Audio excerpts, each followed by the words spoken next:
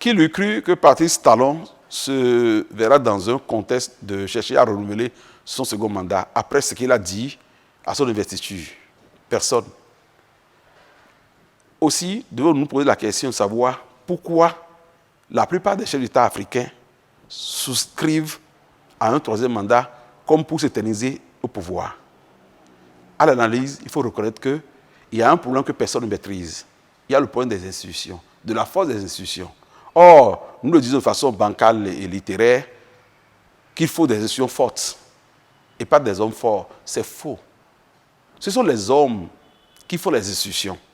Et la force de ces institutions dépend à coup sûr de la qualité des hommes qui les animent. Donc, pour ma part, j'estime et je pense qu'il faut des hommes forts pour avoir des institutions fortes. Patrice Talon, pour réussir ce qu'il a réussi, à savoir obtenir la fin des grèves ruineuses, avoir une assemblée qui puisse l'accompagner réellement, il a dû faire un peu dans la pression, dans un peu de dictature, une dictature salutaire. En le faisant, il s'est fait des ennemis. Il a dû faire sortir du pays certaines grosses illettrés qui, fort de leurs moyens financiers, ne pouvaient pas lui permettre d'atteindre ces résultats-là. Mais tous ces messieurs l'attendent au carrefour. S'il quitte le pouvoir tôt, sans avoir instauré un système cohérent, fait d'institutions fortes et d'hommes forts pour les animer, eh bien, au sortir du palais, il sera confronté à une incertitude et son instinct de conservation sera menacé. Mais comme ce n'est pas facile de réaliser ce tournant, eh bien, il est obligé de chercher à revenir, non pas nécessairement pour continuer l'œuvre entamée, il le fera, c'est son style, mais pour s'assurer de ce qu'il ne va pas vivre un vilain printemps sous peu.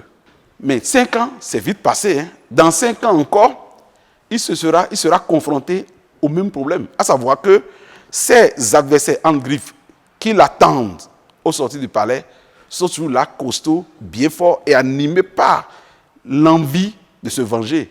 Donc il va falloir pour lui, s'il n'a pas pu installer des décisions fortes, faire de Béninois costauds mentalement, des Béninois patriotes pour résister, avoir une justice forte, dynamique, indépendante, il sera obligé de négocier et au travers de la Constitution, un troisième mandat. Vous allez penser que bon, et le pouvoir, et ça change les gens. Non, le pouvoir ne change pas les gens, mais le pouvoir révèle la qualité intrinsèque d'un être humain. Aucun homme politique devenu président ne change. Mais pour négocier la présidence, eh bien l'homme parfois s'habille d'autres apparats pour plaire, mais une fois dans le fauteuil, eh bien sa personnalité est révélée, son être intrinsèque parle, agit, on le découvre. Donc Patrice Talon, c'est un être exceptionnel, mais ordinaire, qui a le même instinct de conservation que nous, qui a peur de l'inconnu, qui a peur de l'incertitude, et je le vois mal quitter en 2026 facilement s'il n'a pas certaines garanties. Et ces garanties, peut-être, à la suite d'une conférence, on peut les lui offrir. Mais sans ces garanties, aucun chef d'État africain ne partira de gaieté de cœur comme ça. On va toujours rester dans ce cycle infernal de troisième mandat, quatrième mandat, ainsi de suite, ainsi de suite.